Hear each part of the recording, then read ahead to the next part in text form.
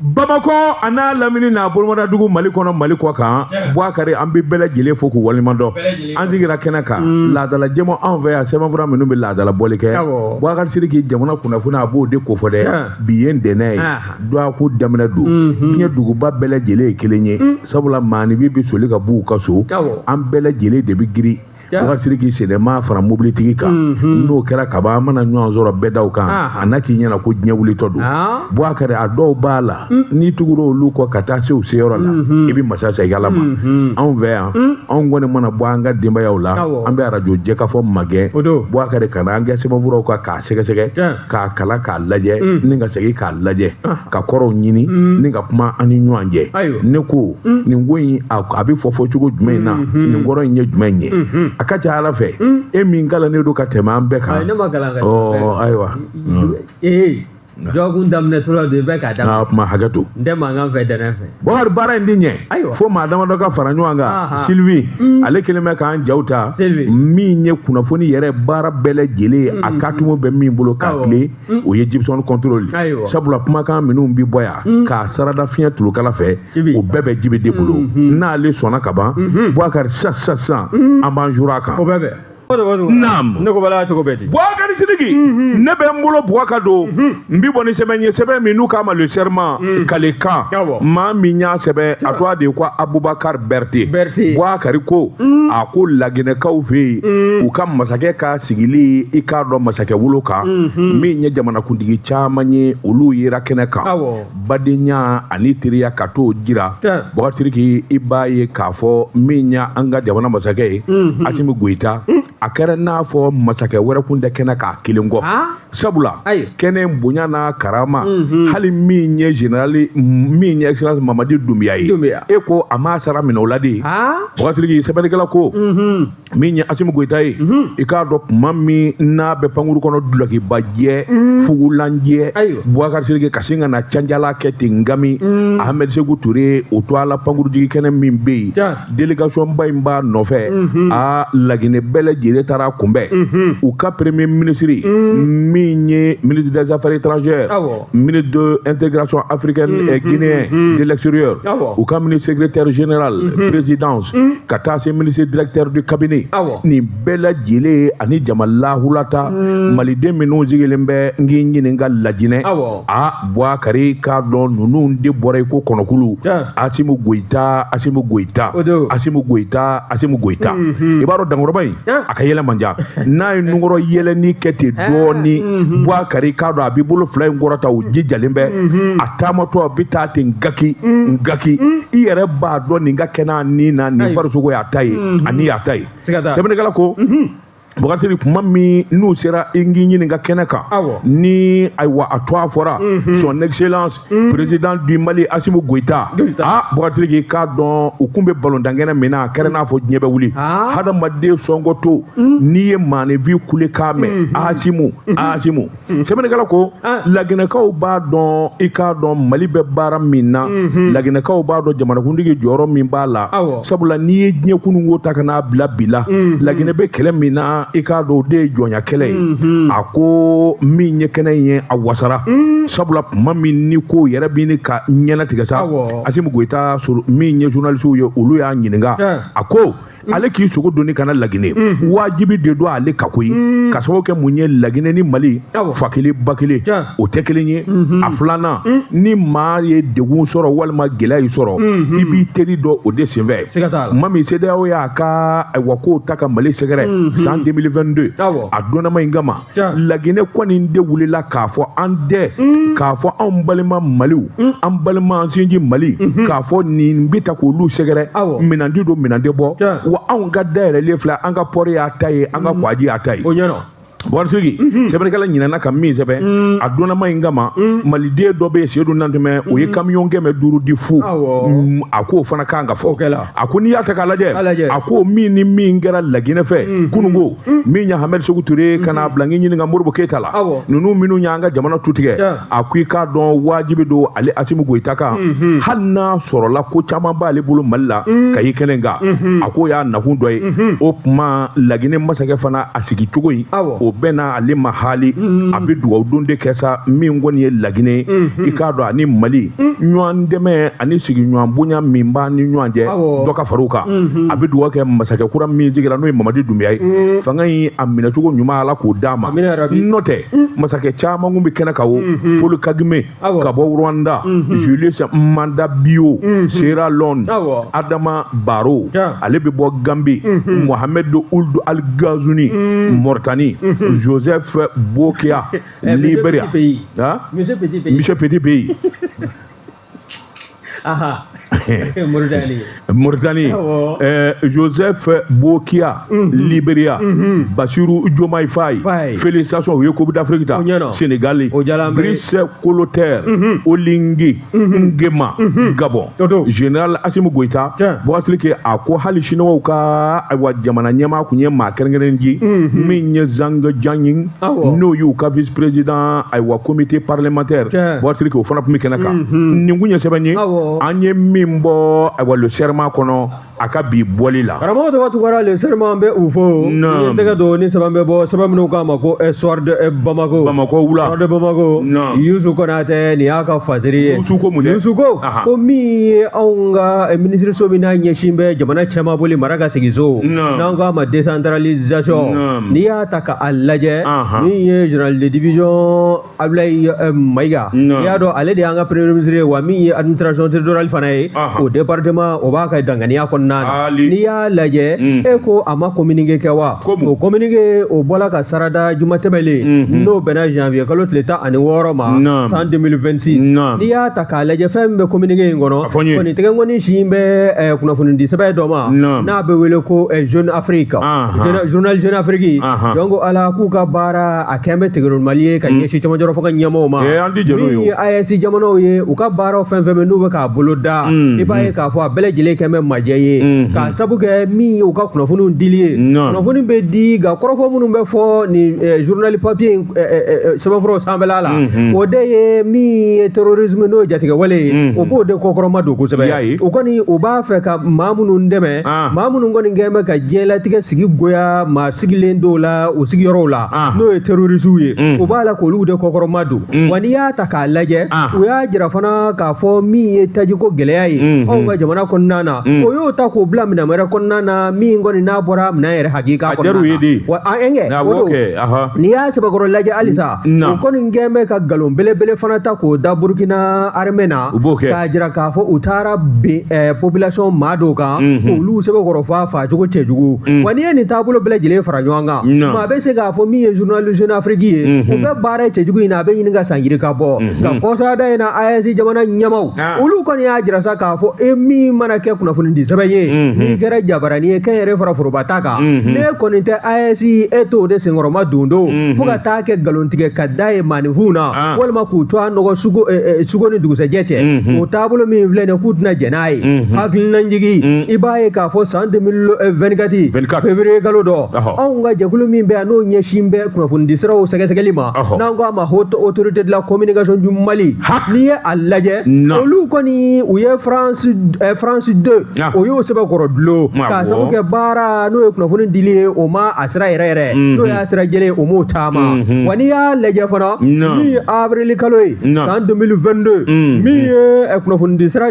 fila fana bɛ yen n'o ye radio France International an ko a ma ko RFI nafigi RFI kɔni n'i y'a sɛbɛkɔrɔ lajɛ France 24 ninnu bɛɛ lajɛlen ye kɔ kelen jɛgɛw ye ninnu bɛɛ lajɛlen kɔni u ja ka cari jamana territoire sanfɛla la u y'a sɛbɛn bon sama ka b'u bolo wa min ye k'u gɛn fo ka wulu su u nɔfɛ yanni diɲɛ wuli cɛ an t'a fɛ k'aw ye Mali dugukolo sanfɛla la kuma tɛ AES jamanaw ma nin bɛɛ lajɛlen b'a jira k'a fɔ ministre ka nin communiqué janvier kalo o tile 16 juma tɛmɛlen san 2026 min kɔni kɛ bɛ ka tɛgɛnkɔni si journal Jeune Afrique la taabolo min b'a la a mɛnna u bɛ k'a dɔdɔli ma a yela k'a fɔ a tɛna taabolo cɛjugu in dabila nkalonbatigɛ ani terrorisme senkɔrɔma dondoli a ka cɛsiri ɲɛsin bɛ o taabolo de ma min ye ka journal a ka taama an ka jamana kan walima a ka jɛnsɛn u t'a fɛ k'a ye bi u t'a fɛ k'a ye sini a nanzarakalama i bɛ o dɔn wa circulation la distribution et la vente du journal Jeune Afrique sont interdites sur toutes ses formes sur l'ensemble du territoire malien ni we saba na ya salo ka bo sorte e Bamako kono Yusu kona ta aka fasiri du Boubacar ne be mbulo Boubacar do mbi boni sebe mi nuka ma la sirène abol ko chien ke me wolo vla chien bi woro ani chien fla Boubacar ka do madne a ika do gele abede sebe ne kala ko a ki ka do jamana kunye lay dugdi ke minye ay wa furo babara ye jango mi ndale do kadi kenyere yu ma Boubacar war kadi nga ika do mina ani ni kadi kosobe ako sabula minya anga jamana sirabai a caman nyene do ado yere ko be makari ko dado abini ka wati jambo gouvernement yi sekewo sabula ay war lahula tata kadi ika do sira glamba ma Boubacar nga ika do ni gela be nyu na sa kaluta no fla ako ni ya ta kalaje Boubacar mo sigile kundu na ye ka fo sangura min damne ne vle minya sira caman nye na sorola ko ni mabba ayer ika do abara ko ni nguna damne mani vin ningu bi lafiya dugu tasira wala cogo min na nga maynu ba barake uni gela bi nywana Boubacar ka do bamanju ko ni ngembe awa ma kono surugule nye fe minu ba nyuru toro de u kelebe ku nyesho ma saraba glanaw u kam moblu u kam minaw Boubacar ka do bitu ko de ka katasuma blo la ko jeni o manga kelingera flakera Boubacar kabno ko ni ngera sa mo sarana sebni gala ko hakilina do ko ni be yalmati yalma ka ko yewa mi nye kenyere yo ye no luti marfatigi ika do chege da do be sura sekunda u ko mi ma génie militaire olu be muguti u be se ka sera fana glan u be se ka pont glan yalma barati ta ka do olu ma chien kelinwa Boubacar ka ka ke dafala nye sebene kala ko fana o fiya bi ta ke mi ye yo don wa ni sera belebele ba nunu nafulo kasabi a chaman de bala abibo ika do nye fan wore fe ani ban nyumange walma bangi baw o olu dun fana jole do minga o de yo ka wari foi dingelen dita fo mo fe na bita sura sira fe o ko warti dula o kuma baw na nyamina te se ga wari réclamer de wala o kuma mi doni mine ko bi yelma kura manga kewa hakla kura manga kewa o tiedo mi nye bamanju ye obibi mo ka ika do sira glana du ta sira fe o nga mi nye bamako dun bamako sira kun ma bibi ma ka la o jole do de kamne garol o jora de ka ta se murba bugu yoro chawo me olugu madla de ne dogoni o sira o jole do o ma wuli ka joka ke jona o ma ebe ministre ta kere kere nyala ke joani mu bale ma sira sama to la eni nzoma do sa wallahi nzoma de do Boubacar no te mini mi ngun vora no kunyena Boubacar ka do jamana ye akumbi chebo sandare jema Boubacar ka do o sira ngeme degumbai sabula jamana yere abi fiya sama o sira ve kosobe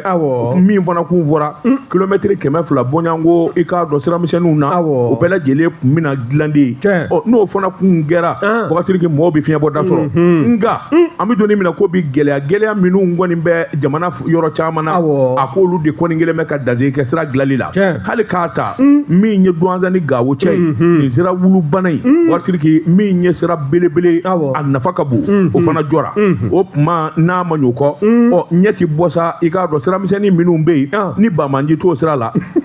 olu ka gla anga tasa ni muye sebanye wa sira miseni Bamako kulukoro gudura nde sira miseni oyo ye bamanji bo la o ka gla na ndoro kuyi an b'a fɔ ko a bi ɲɛ o ni kun ye sɛbɛn ye an ye min bɔ lasirani kɔnɔ a ka bi bɔli la n bala cogo bɛ di karamɔgɔ tɔgɔ tun wɛrɛ n tɛgɛ bila n k'i sɔn maa ɲumanya tɛ o ye nin ye n tɛgɛ don ni sɛbɛn bɛ bɔ sɛbɛn min k'a ma ko le focus le focus Sidi Yeya Jalo fulakɛ nin y'a ka fasiri ye Sidi Yeya ko min ye wuli ka jɔ ye datula Bamakɔ n'a dafɛ siramisɛn minnu na n'o dilali bɛ se ka kɛ nafa y'a ma n'an bɛɛ lajɛlen bɛ nimisiwasa sɔrɔ a la ka bɔ gɔngɔn jugu gulonba in na n'i y'a sɛbɛkɔrɔ lajɛ aw mobilitigiw aw de kɔni b'aw sɛbɛkɔrɔ jaw n'o tɛ sen fila ni farati Bamakɔ sira ninnu sanfɛla la bi donc ala n'i ma blouson don i ka gileki a tɛ se ka lajɛ hali mobilitigi ni mobili ɲuman t'i bolo ka a vitiri gun ka fɛn k'a la poussière min bɛ don mobilitigi e t'a ɲɛdɔn o poussière min bɛ don mobilitigi kan ni gilemun tɛ minnu t'a kɔnɔ a bɛ kɛ gɛlɛya ye anw kɔni ni avali ala b'a vitiri gute ka sentiri gasi yɛrɛ fɔ ni publicité ayiwa kuma safuru la dansira la tuguna industrie. Naam. Avali belebele ninnu bɛ sɔrɔ yen de. Naam. Wasobanji yafa ma. Ala ka mobili nɔgɔya. Ya Rabbi. Ko ne b'an fa. Ala ka nɔgɔya koyi. Damu min b'a la e t'a ɲɛdɔn. I ye wo ye. Ni blouson bɛ ɲɔgɔn na. E ni blouson bɛ ɲɔgɔn na. Hali ni nɛnɛ tɛ. I ye wo ye kelen i jagi b'i bolo kwahu. Foyi tɛ Bamakɔ poussière kɔ. Naam. Min ye fasirikɛla ye n'o ye Sidi Yaya Jalo ye. Ale kɔni y'a jira sa k'a fɔ min ye Bamakɔ Dakar ye. Mali ani Sénégal sira belebele min kɔni kɛn bɛ k'an fara ka bɔ ɲɔgɔn na. N'o ma dilan jɔn ko Ala anw ka maa ko o minɛnw minnu bɛ na yen sira fɛ. A bɛ ɲini ka kɛ gɛlɛya ye. A gɛlɛyara o. Hakilila min ye ministre Madina ye. Ko a n'a ka délégation ma wuli waati dɔ la ka taa munumunu salo kɛ Dakar Kɔgɔjida in na wa. Ani ɲɛmaaw ye ɲɔgɔn ye. U ye kuma dɔ fɔ ɲɔgɔn ye. O bɛɛ lajɛlen tɛmɛlen kɔfɛ kulekan kɔni bɔn bɛ halisa bawo n'i y'a lajɛ mɔbiliw n'o ye conteneur belebele minnu bɛ doni ka bɔ Dakar Kɔgɔjida la k'u kun da faso Maliba caman ɲɛ kan i b'a ye k'a fɔ 100 sara la a 80 a bɛɛ lajɛlen tigi o ye maliyɛnw de ye bawo n'i y'a lajɛ min ye règlement 14 ye o min kɔni bɛ nin ko in bɛɛ lajɛlen matama nin règlement 14 n'a ko k'a bɛ lawaleya k'a bɛ dadigi kɛ anw ka sɔrɔ bosobaw la n'o ye opérateur économique ye wa n'i y'a sɛbɛkɔrɔ lajɛ k'a fɔ k'i ka minɛn bilala port la min ye furancɛ dɔ ye o bɛ di i ma yanni o délai ka se i k'a bɛɛ lajɛlen salo ka bɔ yen n'o tɛ tile o tile min ye CFA wari 5000 ɲɔgɔn ko i n'a fɔ a garadeli wari o kɔni o bɛ yɛlɛ ɲɔgɔn kan ka taa de wa o min filɛ nin ye ko n'a ma lajɛ ka bɔda kɛ olu yɛrɛ transporteurs ye a bɛ ɲini ka kɛ gɛlɛya ye ayiwa ministre ka bɔli yalima o ye min a ni a ministre ɲɔgɔn ye min fɔ ɲɔgɔn ye yalima o ko ninnu o bɛna hakili jagabɔ kɛ a ko ka halisa wa bawo halisa min y'an ka conteneurs ye o bɔgɔden de dalen bɛ Kɔgɔjida la Sénégal ye hali bi n'a ma lajɛ donc Ala diɲɛ don o don 5000 sara donc Ala bɛ ɲini ka kɛ gɛlɛya ye olu fana bɛ fɛn min laɲini dɛ règlement 14 o min kɔni kɛn bɛ gɛlɛya belebele ye opérateur économique caman ma ani conteneur tigi caman ma o kɔni ko ka hakilinaw n'a kɔnɔko hakili jagabɔ ka kɛ a kan o bɛ kɛ sabu ye ni ka dɔ ta ka bɔ u ka degun n'u ka gɛlɛya la wa min y'u ka hakilina dɔ fana ye o y'a jira k'a fɔ Mali ani Sénégal ni ɲɔgɔn cɛ diboli ka se ka min ye entrepôt dɔ ye k'o sigi ye n'o de ye marchandise olu mara yɔrɔ ye ani min ye mayina mini fana ye ka min ye entrepôt dɔ fana ye k'o fana sigi ye o bɛ se ka kɛ sabu ye ni ka gɛlɛya caman de basi ka bɔ nin ko in kɔlɔlɔ la n'o tɛ Dakar ni Mali o frontière n'i ye o lajɛ sira belebele min kɔni bɛ ci ka a fila tara ɲɔgɔn na a kɔni sira in a taama ka gɛlɛbi gɛlɛya caman bɛ a kɔnɔna na wa min ye anw ka opérateur économique n'o ye sɔrɔ bosobaw ye olu fana caman ni gɛlɛya bɛ ɲɔgɔn na wa min ye ministre ye dɛ a ye dɔ kɛ koyi wa halisa k'a ka dɔ fara cɛsirijala kan min bɛ kɛ sabu ye madame Danbele Madina Sisɔkɔ a ka se k'a ka ministre so cogoya duman ka se ka ta ni ka ɲɛsin a fana ma nin ye sɛbɛn sɛbɛn min y'a salo ka bɔ le focus kɔnɔ Sidi Yaya Jalo a ka fasiri don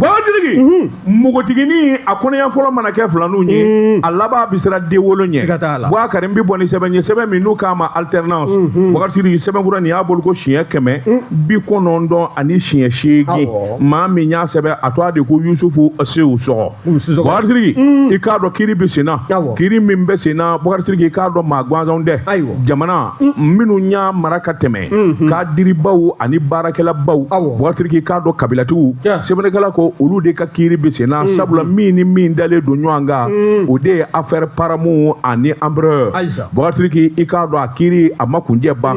ko in kɔni balanen bɛ yɔrɔ min Boubacar i k'a dɔn min ni min wɔra kiiri in kɔnɔ i k'a dɔn ayiwa jalaki talen don ka minnu sɛgɛrɛ a bɛɛ lajɛlen kelen bɛ sɔsɔli de ye min kɔni ye nkalon caman ye minnu kɔni ka kiiri bɛ sen na ani minnu ɲininkara n'o ye sɛrɛw ye a bɛɛ lajɛlen ko tiɲɛ tɛ min ye nin ko in kɛ k'u da don kuma na o de ye Madame Bintu Kamara Madame Bintu Kamara yɛrɛ n'ale yɛrɛ de ma wele ka taa ɲininka dalu jumɛn in b'a bolo a ye min ni min fɔ a k'a dalu di kelen kelen parce que n'o fɔra kiiritigɛ ɲɔgɔn ɲɛna u bɛ tiɲɛ ni nkalon bɔ ɲɔgɔn na sɛbɛnnikɛla ko soronin nɔbaw kɔni y'u fanga fili u ye fɛn bɛɛ lajɛlen kɛ k'a ɲini min kɔni ye ayiwa madame Bintu Kamara ye Babidu ka wele sabula ale de ye rapport in kɛ min ni min y'a bila a la ni dalu minnu b'a bolo a k'a fɔ waati sɛbɛnnikɛla ko n'o y'i bɔ a la maa fɔlɔ min welela ka t'o ɲininka kiiri bulon kɔnɔ o de ye Cɛnan Kulubali i k'a dɔn tuma min n'a welela ale yɛrɛ ye minisiriya kɛ jamana in kɔnɔ waati k'a dɔn kadiri belebele don mɔgɔw ka bonyaba b'a ka kabini Musa Tarawele tile fo ka n'a bila bi la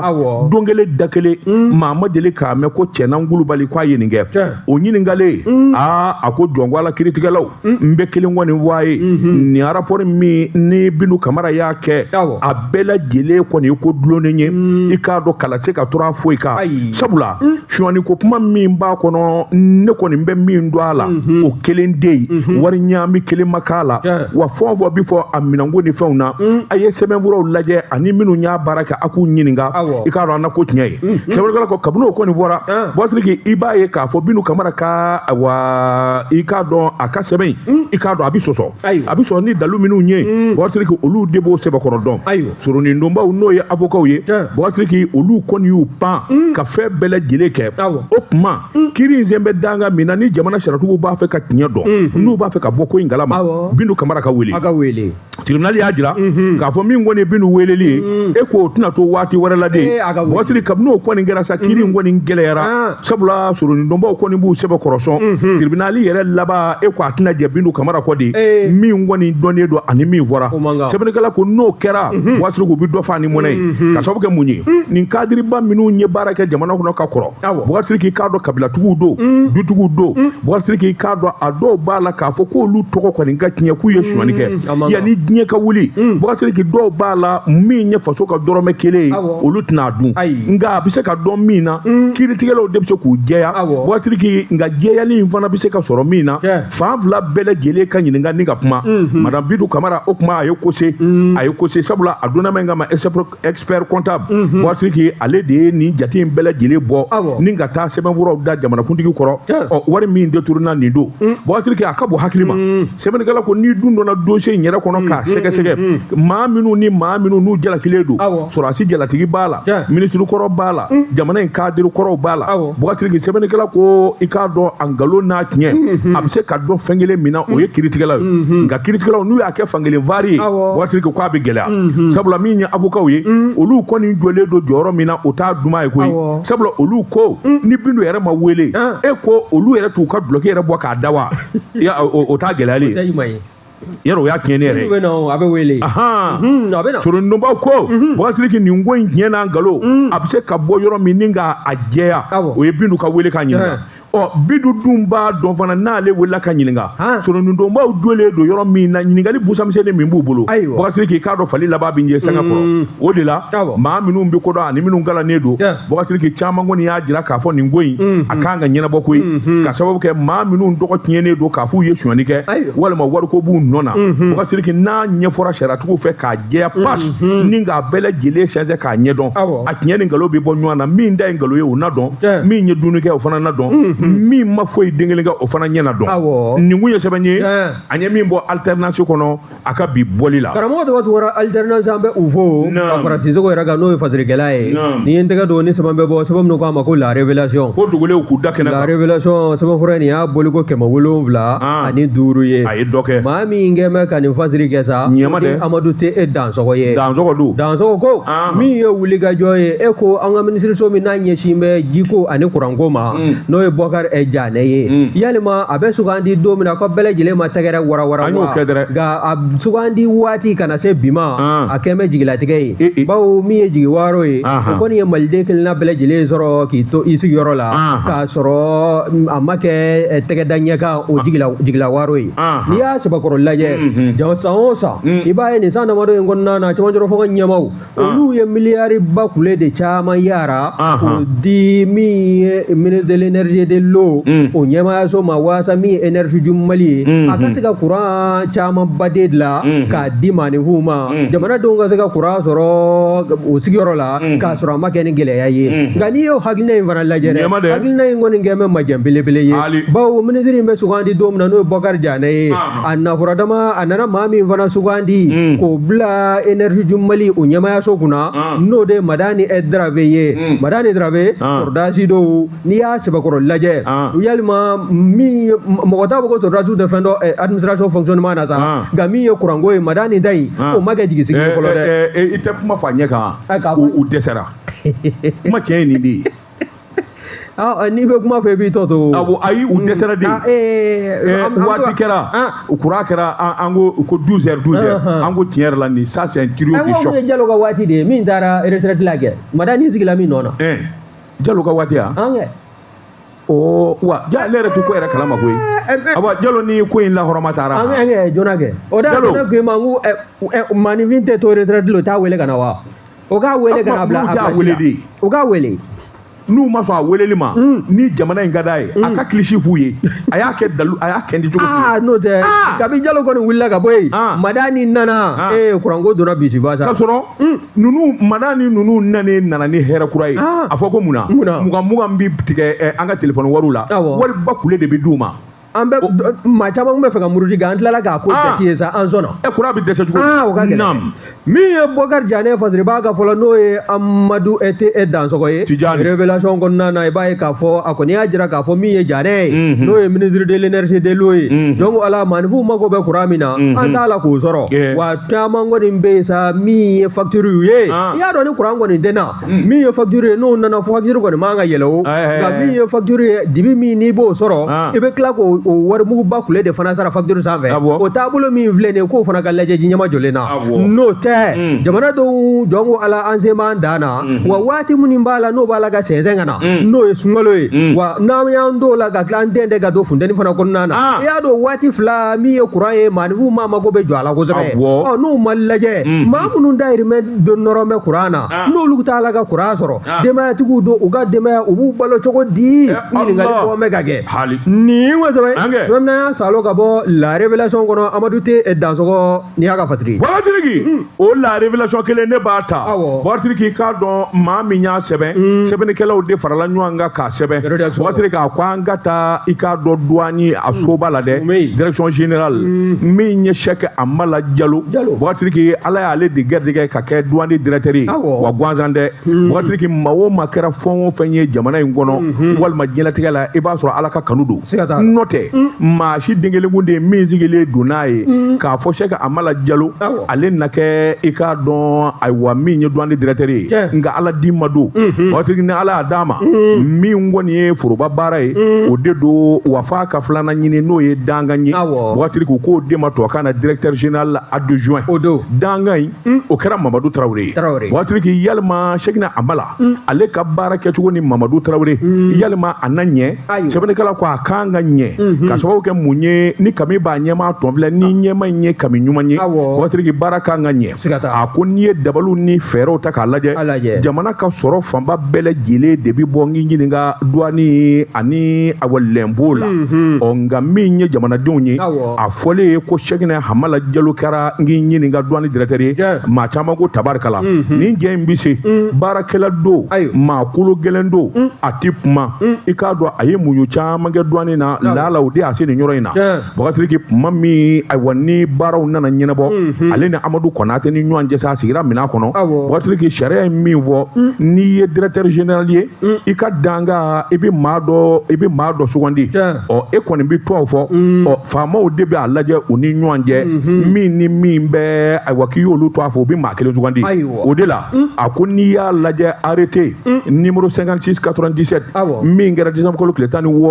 ministre de l'économie des finances Bɔbɔkɛ Pasa min ye Aluseni Sanu o ko i ye maa minnu ni maa min to a fɔ n ye n bɛ Mamadu Tarawele d'i ma o ka k'i ka danga ye sɛbɛnnikɛla ko Boubacar tiɲɛ don Mamadou Traoré a ye baara caman kɛ douane na sabula directeur du contrôle tuma min a bɛ wele a tun b'o la Boubacar o y'a sɔrɔ a ye ɲɛmaayaso caman fana kɛ minnu bɛ tali kɛ ka ɲɛsin sɔrɔ yɛrɛ ma douane na i n'a fɔ directeur des enquêtes chef du bureau produit pétrolier Boubacar a bɛ nommé i k'a dɔn ayiwa maa caman kɔni y'a ye k'a fɔ min kɔni ye danga in ye a fana ni jɔyɔrɔ in ka kan kosɛbɛ nka wulikajɔw ni jateminɛ na foroba baara kɔnɔ Boubacar i k'a dɔn maa bɛ jateminɛ kɛ Cheikh Amala Diallo Boubacar i k'a dɔn minnu b'a dɔn olu ko baarakɛla kolo girin don Boubacar i k'a dɔn a ni y'a ta ye n'a ko min bɛ kɛ o bɛ kɛ nka ni maa dɔw farala ɲɔgɔn kan Boubacar i k'a dɔn minnu kan k'i dɛmɛ baara in kan ka kɛ kɔnɔnajɛya ye i y'a dɔn min ye Mamadou Traoré y'a dɔn ɲɛmaaya kun ka d'ale o joli Mamadou Traoré DGA in ale ka ɲɛmaaba ye n'i kɛra ɲɛmaa ka danga ye o kɔni douane na n bɛna kelen f'i ye douanier tɛ yen min di sogo n'i k'i b'i kɛ directeur de douane ye walima k'i kɛ ministre ye u b'a fɔ directeur ne m'a dɔn fɛn o fɛn b'a la a ka di de nafa de bɛ ministriya u t'o fɛ douanier tɛ yen douanier kolo gɛlɛn tɛ yen ko min di da ka sogo fo n ka kɛ directeur ye joona la n b'a dama min dɔn n'a dama min ye baro kɛ ala ka hinɛ IBK ka ministre kɔrɔ in na min sara sa k'i tɛ douanier la f'a jamu ye Kulubali c'est un non politique la ne t'a dɔn n ɲinɛna a kɔ ala politique maa kun don an ka taa sa Zoumana Mori la ila u ye Zoumana Mori kɛ ministre ye a kun t'o fɛ fiyewu a bɛ directeuriya in de fɛ nin kamalen min filɛ nin ye Mamadou Traoré o fana kun bɛ directeuriya nɔfɛ cogo min a ma kɛ danga ye wa u ma hɛrɛ wari sa ale fana ale kun waati tɛmɛna i bɛ ka tile la sɔli dɔ bɛna kalo tigɛ a ye ten i bɛ k'a ye i bɛna nommé nin di a b'o di a kɛra danga ye a kɛra danga ye ala de bɛ maa sɔn koyi an kɔni sigilen don k'a lajɛ sa Boubacar yalima a maa fila yalima u na nɔbɔ wa sɛbɛnnikɛla k'o kan ka nɔbɔ ni awa danga y'a dɔn k'ale ye danga ye Boubacar ka tugu i k'a dɔn DG la a ko sika ko nin da la jamana bɛ nafaba sɔrɔ a la sabula nin jɛ fila fɛn o fɛn filɛ nin ye ninnu bɛɛ lajɛlen bɛ douanier baara dɔn nka latigɛ ka kɔrɔ jɔn ye ni ala ye maa min da k'a fɔ a bɛ k'i ka faama ye i tɛ se k'o bali nin kun ye sɛbɛn ye an ye min bɔ la révélation kɔnɔ ko dogolenw k'u da kɛnɛ kan karamɔgɔ dɔgɔ tun kɛra la révélation ne y'o bila soir de Bamako n bɛ o ta fari Fadiri Kɛba o de ye Laya Jara ye Laya ko k'an ka taa fédération malienne de football la dɛ FEMA Fouti min ye Mamutu Touré ni bɛɛ lajɛlen b'a wele ko Bavier ale n'a ka dankan n'o ye vice présidence maa 3 ye ka taa se bureau membre maa 5 wɛrɛ ma o y'u ka démission n'o y'u ka baara bila sɛbɛn ye o taar'o di FEMA Fouti secrétaire général ma baara ninnu bɛɛ lajɛlen bɔra ka kɛ est-ce que ça c'est officiel ala n'a kɛra a kɛla sa hali o don o bɛ k'a kalan ni sigasɛgɛ ye o kɛla koyi vous rappelez est-ce que c'est officiel Bavier a démissionné i ko mun awɔ a ko awɔ e bɛ siga kuma na cogo di n'i démissionné na anw ma démissionné i démissionné na e bɛ se ka kɛ faama ye ka tɛmɛ faama yɛrɛ kan wa e ka démissionné kan hali k'i sara an na ko a bɛ na waati min na a kun saralen la wa ala aw ka tulu sɔnsɔn dɛ o de banna anw dora an yɛrɛ la o kuma Bavier wala e ma dɔn e y'anw fa anw ka nin mankan ba in ni nin gɛlɛnba in ye a tɛ passé a ma passé ayiwa naam min ye Mamutu Touré ni bɛɛ lajɛlen b'a wele ko Bavier danga n'o ye vice président maa 3 ye ka taa se bureau o membre maa 5 ma ninnu bɛɛ lajɛlen de y'u ka baara bila sɛbɛn dilan sa ka taa di FEMA Fouti a secrétaire général ma baara ninnu bɛɛ lajɛlen baara ka kɛ kununko min bɛna kari ma janvier kalo tile 18 san 2026 n'i y'a sɛbɛkɔrɔ lajɛ fédération malienne de football n'o de bɛ farikolo ɲɛnajɛ n'o ye dolanci ye kɛrɛnkɛrɛnnenya la n'a b'o kuma ninnu bɛɛ lajɛlen maana wa ale de b'a ko bɛɛ lajɛlen ni ka a dɔdɔlima a bɛ gɛrɛgɛrɛ ani kamanagan kɔnɔ a bɛ ɲini ka waati bɔ nka n'i y'a sɛbɛkɔrɔ lajɛ min ye maa 10 fo ka taa se maa 13 ma ka kɔn Bavier n'a ka maa ninnu ka démission n'o y'u ka baarabila ye i b'a ye k'a fɔ olu fana kun ye wala sɛbɛn n'o ye comité exécutif maa dɔw ye wa olu fana y'a jira fana k'a fɔ u ka walan sɛbɛn o de bɛ tali kɛ wulikajɔ ni laɲini na min kɔni bɔ bɛ jamana den fanba yɔrɔ k'a fɔ min ye fédération n'o ye fɛnma futi ye u ka wala sɛbɛ min ye biro kura ye n'o ye assemblée foroba lajɛrɛ kura ka se ka sigi sen kan biro kura o ka sigi sen kan min ye ɲɛmaa kura ye o ka sugandi nka n'i y'a lajɛ ka kɔni waati ye min ye pétition dɔ ye e ko kun t'a la ka munumunu réseaux sociaux sanfɛ wa min ye tɛgɛnɔbila n'an k'a ma ko signature ba 13 ani 700 o sɛbɛnfura de tɛgɛnɔbila la o de o signature de kɛla ko mun pétition kɛ fédération ka démissionné awɔ maa fura ka sigi minnu y'a ɲini awɔ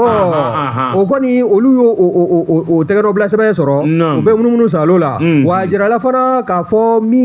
ye anw ka gɛlɛya ye n'o ye fédération yɛrɛ a membre kunfɔlɔw ka baara bila a sɔrɔla fɛn min fɛ i bɛ o dɔn wa anw ka faso maliba équipe nationale min ye Samatabo ye olu ni Sénégal équipe kɛlen ka ɲɔgɔn sɔrɔ quart de finale la min ye coupe d'Afrique Maroc 2025 ye i b'a ye k'a fɔ anw kɔni Sénégal y'an sɛbɛ kɔrɔ walo Sénégal ma an sɛbɛ kɔrɔ walo Sénégal kun bi sanna anu y'an 1-0 o tɛ sɛbɛ kɔrɔ walo dɛ a ballontan jijara koyi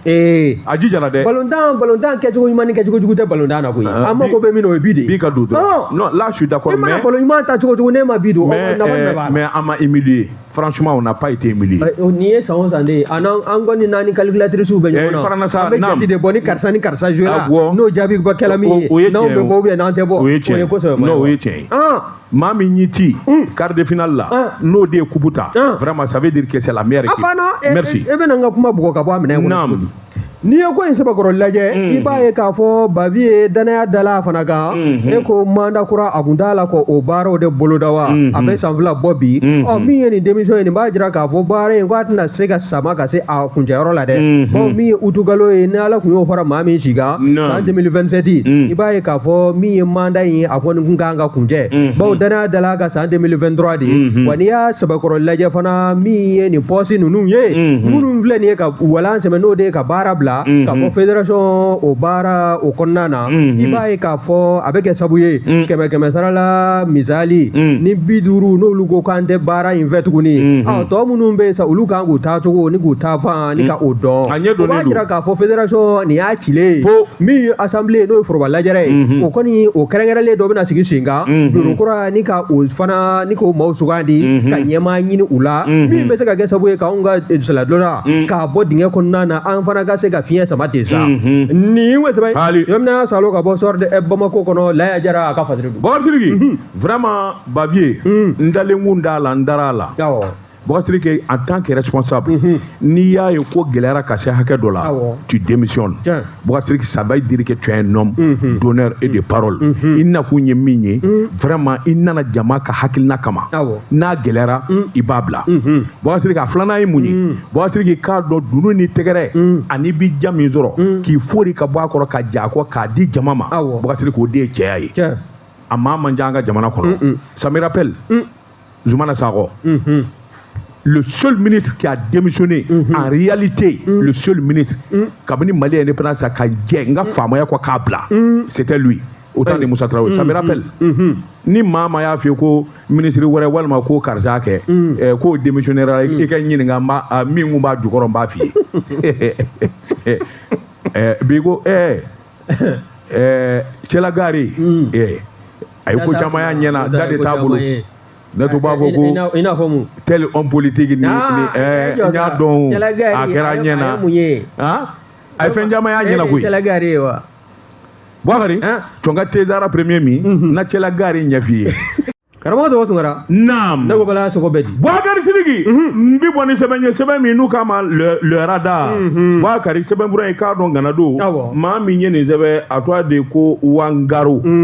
ko a ko juraw ka so Bakari yalima a maana kunbɛ wa sabula i k'a dɔn Maju Sɛnbara min ye jamana juraba mankan ma hakilima bɛɛ lajɛlen ko Maju Sɛnbara i k'a dɔn e k'i kanbɔ ka k'an ka ɲɛmaa ye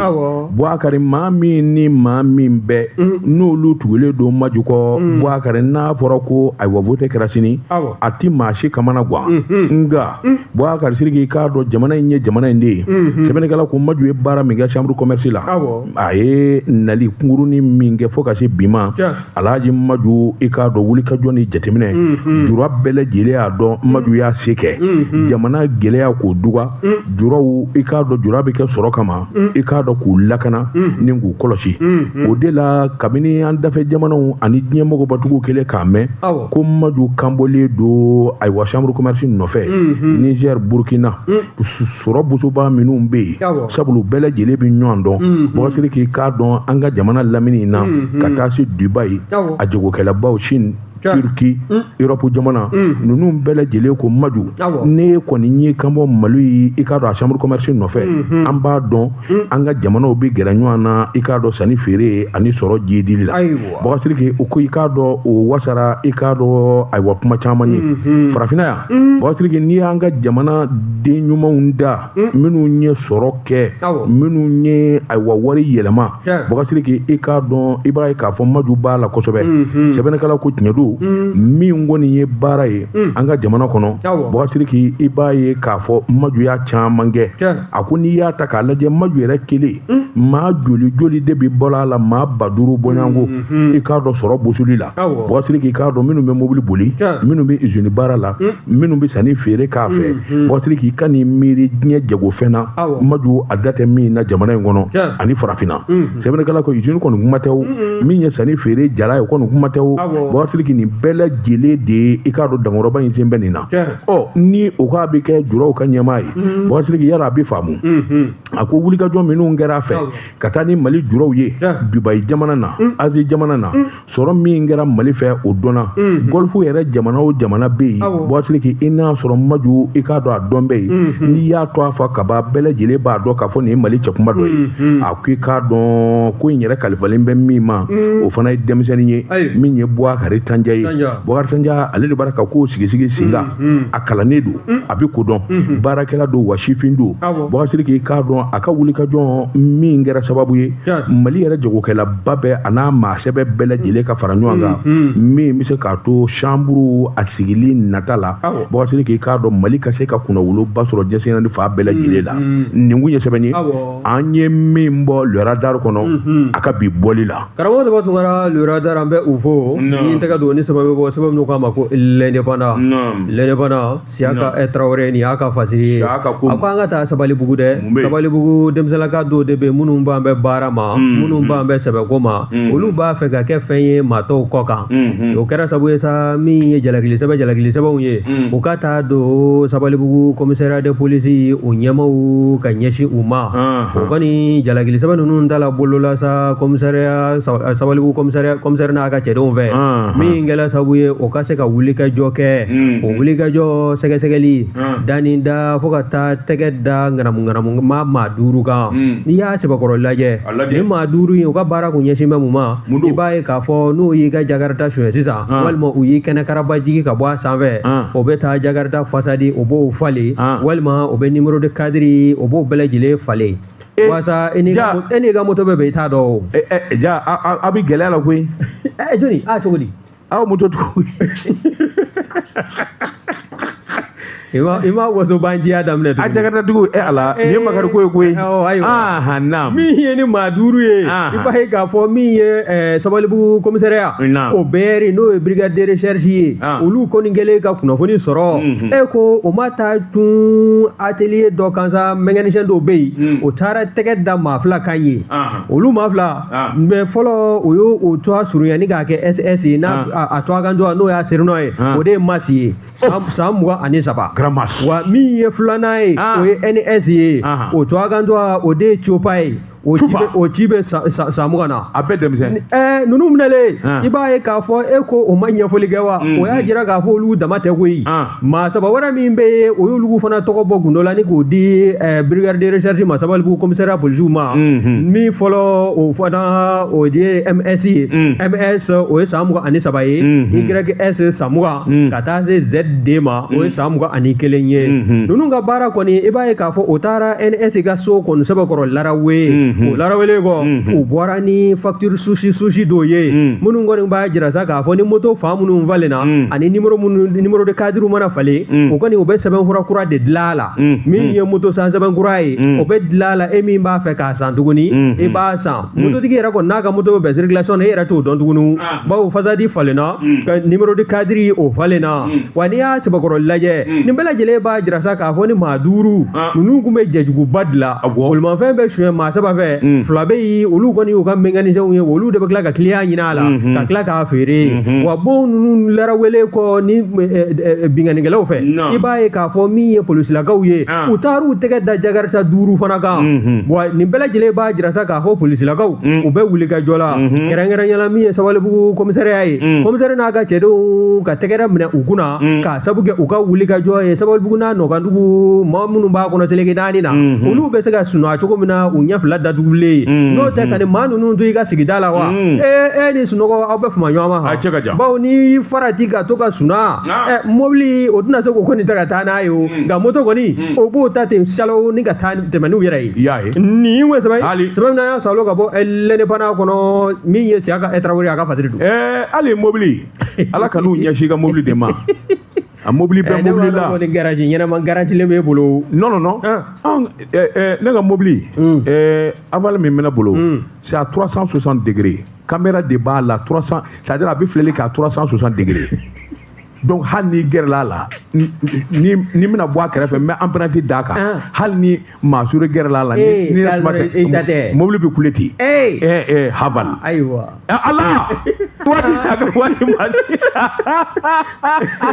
an bɛ bi dabila yan waati ni ala ni kira sɔnna farikolojɛkɛlaw balontan e ko a ma ban sa a banna Sénégal kɔni ye sebaya sɔrɔ a banna o ye walanba ta ka taa n'a ye Sénégal jamana Nagadef min ye